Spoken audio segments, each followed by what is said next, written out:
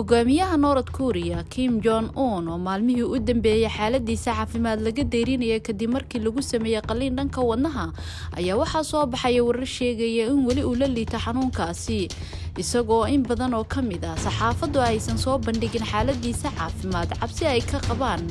warbaahinta wadankaasi haddii caafimaadkiisa ay falanqeeyaan inay la kulmaan ciqaab kadib marka uu ku soo laabto hawlihiisa caadiga ah arbacadiina war uu xafiiskiisu soo saaray oo ku aadan caafimaadkiisa ayay sidoo kale warbaahintu dhagaha ka qabsadeen taasoo muujinaysa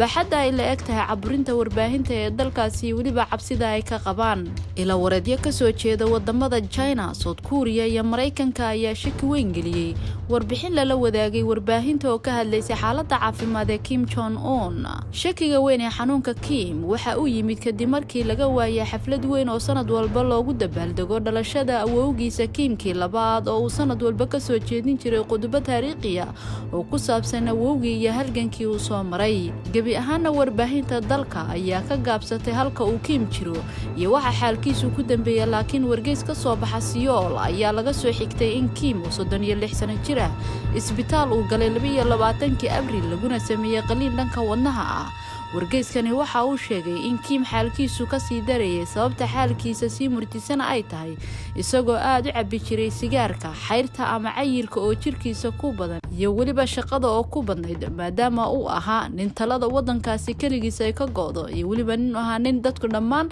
talada asaga ay u soo raadsadaan gaar ahaan hawlaha la xiriira militariga iyo waliba loolanka la xiriira dhinaca siyaasadda adduunka oo meel xun maray gaar ahaan dhinaca samaysashada hubka nukliyeerka. dowladda South Korea ayaa sheegtay in la rumaysan yahay in Kim uu ku sugan yahay meel ka baxsan Pyongyang